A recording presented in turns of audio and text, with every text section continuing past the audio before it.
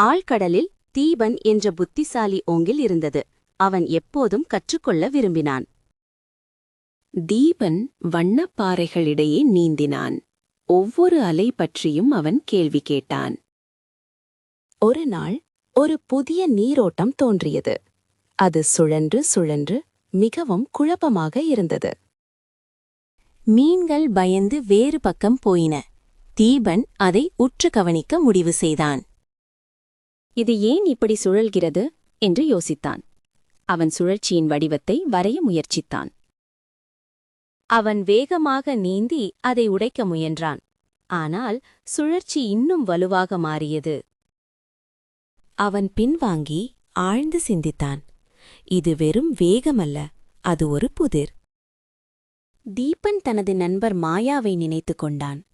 மாயா மிகவும் வயதான புத்திசாலி.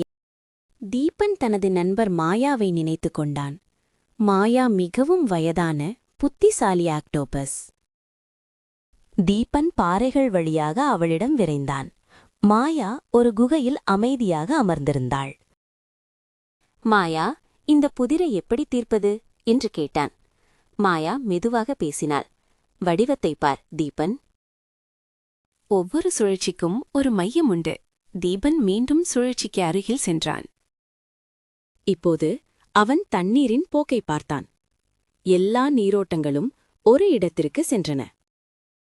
அதுதான் மையப்புள்ளி, சுழற்சியின் இதயம்.